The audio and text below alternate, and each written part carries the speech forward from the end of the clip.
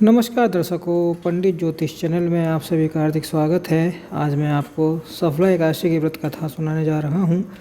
Video पूरा अंत तक देखिए एवं वीडियो देखने से पहले आप हमारे चैनल को सब्सक्राइब कीजिए, वीडियो लाइक कीजिए। व्हाट्सएप, फेसबुक, इंस्टाग्राम एवं सभी प्रकार की सोशल नेटवर्किंग साइट्स पर हमारे वीडियो को अधिक से अधिक शेयर भी कीजिए और साथ ही सब्सक्राइब बटन के बराबर में जो बेल आइकन है उसको दबाकर ऑल नोटिफिकेशंस को ऑन कर लीजिए, जिससे कि सनातन धर्म से संबंधित सभी प्रकार की जानकारी एवं वीडियो आपको मुफ्त में एवं समय से प्राप्त हो सके। दर्शकों, कथा इस प्रकार है। महाराज युधिष्ठिर ने कृष्ण जी से पूछा, हे जनार्दन, पौष कृष्ण एकादशी का क्या नाम है? उस दिन कौन से देवता का पूजन किया जाता है और उसकी क्या विधि है? कृपया मुझे बताएं।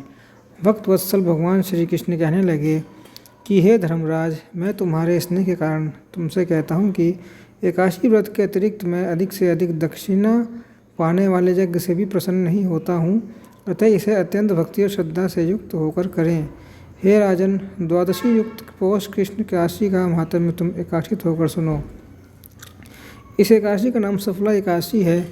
इस एकादशी के देवता श्री नारायण हैं। विधि पूर्वक इस व्रत को करना चाहिए। इस प्रकार नागों में शेषनाग, पक्षियों में गरुण, सब ग्रहों में चंद्रमा, यज्ञों में अश्वमेघ और देवताओं में भगवान विष्णु श्रेष्ठ हैं, उसी तरह सब व्रतों में एकादशी का व्रत श्रेष्ठ है। जो मनुष्य सदैव एकादशी का व्रत करते हैं वे मुझे परम प्रिय हैं। अब इस व्रत की विधि कहता हूँ। मेरी पूजा के लिए ऋतु के अनुकूल फल, नारियल, नींबू, नैवेद्य आदि 16 वस्तुओं का संग्रह करें। इस सामग्री से मेरी पूजा करने के बाद रात्रि जागरण करें। इस एकादशी के व्रत के समान यज्ञ, तीर्थ, दान, जप तथा और कोई दूसरा व्रत नहीं है। 5000 वर्ष तप करने से जो फल मिलता है उससे भी अधिक सफला एकादशी का व्रत करने से मिलता है। हे राजन, अब आप इस एकादशी की कथा सुनिए। चंपावती नगर में एक आयुष्मान नाम का राजा राज्य करता था। उसके 4 पुत्र थे।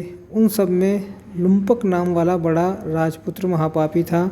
वह पापी सदा पर स्त्री और वेश्यागमन तथा दूसरे बुरे कर्मों में अपने पिता का धन नष्ट किया करता था। सदैव ही देवता, ब्राह्मण, वैष्णवों की निंदा किया करता था। जब राजा को अपने बड़े पुत्र के ऐसे कुकर्मों का पता चला तो उन्होंने उसे अपने राज्य से निकाल दिया। तब वह विचरने लगा कि कहाँ जाऊँ, क्या करूँ। अंत में उसने चोरी करने का निश्चय किया। दिन में वह वन में रहता और रात्रि को अपने पिता की नगरी में चोरी करता तथा प्रजा को तंग करने और उन्हें मारने का कुकर्म करता। कुछ समय पश्चात सारी नगरी भयभीत हो गई। वह वन में रहकर पशु आदि का मारकर खाने लगा। नागरिक और राज्य के कर्मचारी उसे पकड़ लेते किंतु राजा के भय से छोड़ देते। वन के एक अति प्राचीन विशाल पीपल का वृक्ष था। लोग उसकी भगवान के समान पूजा करते थे। उसी वृक्ष के नीचे वह महापापी लुम्पक रहा करता था। इस वन को लोग देवताओं की क्रीड़ा स्थली मानते थे।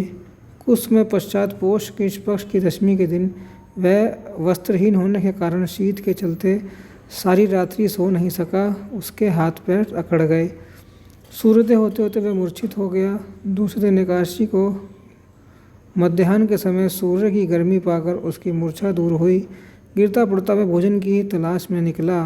पशुओं को मारने में वह समर्थ नहीं था, अतः पेड़ों के नीचे गिरे हुए फल उठाकर वापस उसी पीपल वृक्ष के नीचे आ गया। उस समय तक भगवान सूर्य अस्त हो चुके थे। वृक्ष के नीचे फल खाकर कहने लगा, हे भगवान, अब आपके ही अर्पण है ये फल, आप ही तृप्त हो जाइए। उस रात्रि को दुख के कारण रात्रि को भी नींद नहीं आई। उसके इस उपवास और जागरण के भगवान अत्यंत प्रसन्न हो गए और उसके सारे पाप नष्ट हो गए। दूसरे दिन प्रातः एक अति सुंदर घोड़ा अनेक सुंदर वस्तुओं से सजा हुआ उसके सामने आकर खड़ा हो गया।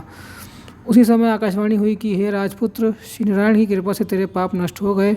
अब तू अपने पिता के पास जाकर राज्य प्राप्त कर। ऐसी वाणी सुनकर वह अत्यंत प्रसन्न हुआ और दिव्य वस्त्र धारण करके भगवान आपकी जय हो कहकर अपने पिता के पास गया। उसके पिता ने प्रसन्न होकर उसे समस्त राज्य का भार सौंप दिया और वन का रास्ता लिया। अब लुम्पक शास्त्रानुसार राज्य करने लगा। उसके स्त्री, पुत्र आदि सारा कुटुंब भगवान नारायण का परम भक्त हो गया। वृद्ध होने पर भी वह अपने पुत्र को राज्य का भार सौंपकर वन में तपस्या करने चला गया और अंत समय में वैकुंठ को प्राप्त हुआ। अतः जो मनुष्य इस परम पवित्र सफला एकादशी का व्रत करता है उसे अंत में मुक्ति मिलती है। जो नहीं करते वे पूंछ और सिंगों से रहित पशुओं के समान है। इस सफला एकादशी के महात्म्य को पढ़ने अथवा श्रवण करने से मनुष्य को अश्वमेध यज्ञ का फल मिलता है। ओम नमो नारायणाय, ओम नमो भगवते वासुदेवाय।